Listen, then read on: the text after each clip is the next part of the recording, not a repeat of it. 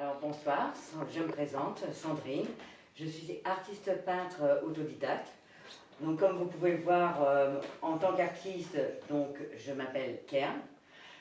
J'ai présenté cette œuvre pour le magazine Zoom Art Paris, que je remercie d'ailleurs d'avoir sélectionné une de mes œuvres, donc pour cette journée de la femme. Ce tableau, suivant les personnes, on va le percevoir de différentes façons, car l'art est très subjectif. Donc on peut penser à la femme berbère, qui est voilée donc, avec les tons bleus, son regard perçant.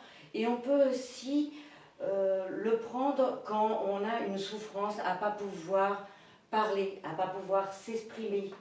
Donc chacun va, en regardant cette toile, faire une analyse ou par rapport à des émotions que cette personne a vécues, va s'identifier dans la toile. Et c'est là où tout l'art opère, où chacun peut le présenter, le ressentir de façon différente. My name is Maria Expert. I'm the artist painter, and this is my artwork. My artwork is about women, and then as you can see, there's a hand of the man. It means that she's the one who's guiding this man, going through where they're going, to the place they will be. Your inspiration? Inspiration is about the scenery of Asian scenery. I mean, It's your country? yes, it's the scenery about, at the countryside of the Philippines, where I come from. It means that if I'm this woman, I'm guiding my husband. I'm guiding where are we going to. I'm Lin Zhu. This is my self-portrait. I love philosophy. I want to be simple.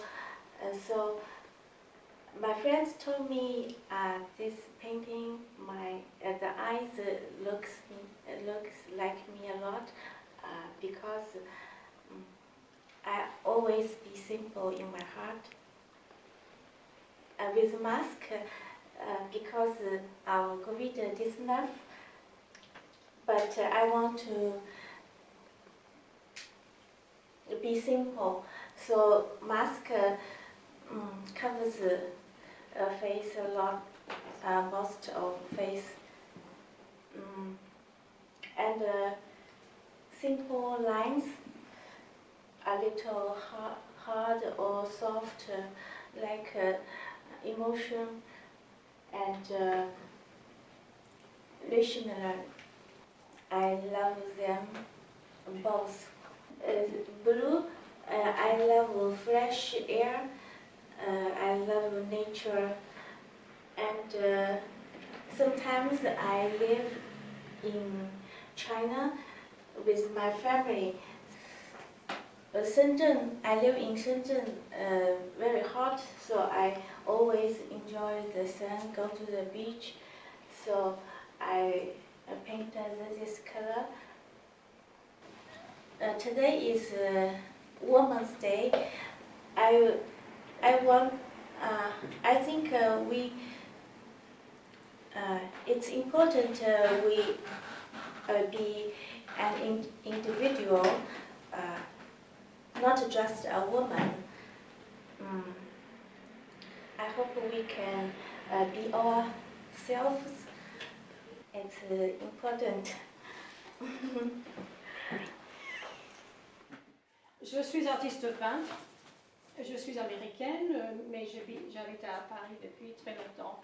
Et curieusement, cette femme que je suis, c'est-à-dire née à Chicago, vivant à Paris, a décidé de peindre l'Inde, et en particulier la femme indienne. Je ne vais pas m'étendre trop sur ce choix que j'expliquerai aux des personnes qui sont intéressées par ça, mais en tout cas, j'ai une fascination pour la femme indienne, que je trouve est un exemple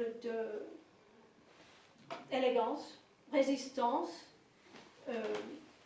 sagesse, gentillesse. Et donc, bien sûr, si je peins la femme indienne, c'est que je vais beaucoup en Inde. Et ce tableau-là, vous voyez ici, en fait, c'est une reproduction d'un grand tableau qui est vendu. Donc, mais je l'ai choisi parce que il y a deux choses dans le tableau qui nous intéressent ce soir. Il y a la femme indienne dans son quotidien. Et ici, vous avez une statue d'un site extrêmement connu en Inde qui s'appelle Khajuraho. Et à Khajuraho, c'est peut-être les sculptures féminines les plus élégantes que je n'ai jamais vues. C'est vraiment... il y a des sites en Inde qui sont tellement extraordinaires que j'ai les mêmes sentiments que quand je vais à Florence et je vais à l'Uffizi et il n'y a pas de mots. Bon, il y a des endroits comme ça en Inde aussi, et en particulier ce grand site où il y a 80 anciens temples, où j'ai passé pas mal de temps. Et donc je fais un rapport entre la femme telle qu'elle est rêvée, imaginée et sculptée, et la femme dans son quotidien. Et je trouve que c'est intéressant que l'élégance est très différente, mais il y a beaucoup d'élégance dans les deux cas. Alors, cette femme, vous voyez là, est une femme du Rajasthan. La couleur de ses yeux, qui sont un vert doré, vous ne verrez ça qu'au Rajasthan. Elles ont des yeux incroyables. Et donc, comme l'original est beaucoup plus grand, on voit bien la couleur de ses yeux. Elle porte le sari, mais vous voyez sur la tête, elle a un petit truc là. Ça, c'est un coussin. Pourquoi elle a un coussin sur la tête? C'est parce que c'est une porteuse. Ça veut dire que la femme ouvrière indienne, elle travaille dans cette tenue. Alors, moi, je suis une femme de chantier, parce que je suis peintre professionnel aussi, muraliste et sculpteur. Je peux vous assurer que je n'ai pas cette élégance quand je travaille. Et j'admire beaucoup le fait qu'elles vont sur les chantiers de construction, apporter des briques sur la tête, avec leur sari et leurs bijoux, et une tenue droite comme une reine. Et dans ma tête, ce sont des princesses ouvrières. Je les appelle comme ça, je les sens comme ça. Bon, je peins la femme aussi parce que j'en suis une. Et puis je trouve que quand on va dans un pays où on ne connaît pas les gens, forcément les femmes, elles ont plus de choses à se dire. Je m'intègre plus dans un monde féminin qu'un monde masculin. Et puis surtout en Inde, ces deux mondes sont beaucoup plus séparés que chez nous. Donc j'ai eu des relations avec les femmes indiennes qui étaient réellement exquises.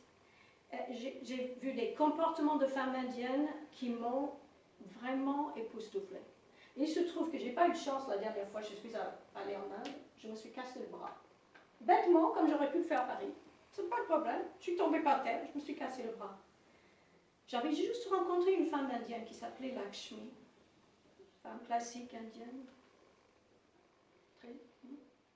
Elle s'est occupée de moi, comme si j'étais un membre de sa famille. Mais vraiment, ma mère n'aurait pas fait plus. Ça, c'est des choses que je n'ai vues qu'en Inde. C'est cette ouverture d'esprit. Et puis, elle m'a accompagnée à Delhi, parce que j'avais des tableaux à prendre dans des galeries. Je n'avais un seul bras qui marchait. Elle a négocié tous les prix de transport. Elle a emballé les tableaux. Et tout ça, une femme que je venais de rencontrer. Voilà, donc je suis fan des femmes, de ce qu'elles sont capables de faire les unes pour les autres, et puis de ces femmes indiennes qui me fascinent toujours. Cette année, 2022, c'est les 75 ans de l'État indien. Il y aura beaucoup de festivités à Paris, et moi-même je participe beaucoup parce que je suis en train de sortir un livre sur mes peintures indiennes. La préface est faite par notre ambassadeur actuel, ambassadeur Ashraf. Et dans ce livre, il y a donc 72 tableaux indiens dont je suis l'auteur, mais aussi des textes, des poèmes qui viennent de l'Inde de tous les temps. Et beaucoup de poètes femmes que je ne connaissais pas avant d'avoir ce projet de me dire je voudrais des textes pour accompagner les tableaux. Et j'ai découvert là aussi des merveilles. Et la littérature indienne, c'est vraiment dommage que nous le connaissons si peu.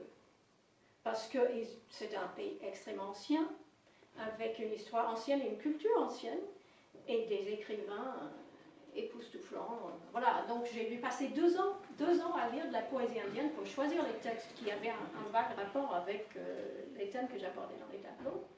Et ce livre sortira et sera au Salon du Livre à Paris dans le Grand Palais éphémère entre le 21 et le 24 avril, parce que ça a été remis avec Covid 2 fois. 2 fois de suite, ça a été remis à cause de cette pandémie, mais ça y est, nous y allons. Donc nous aurons notre Salon du Livre à Paris au mois d'avril, et l'Inde est l'invité d'honneur. Donc il y aura la place pour les tableaux, pour le livre, et il y aura beaucoup de choses, sûrement aussi sur la femme indienne. Voilà. Bonsoir, je suis Agustina Valentine.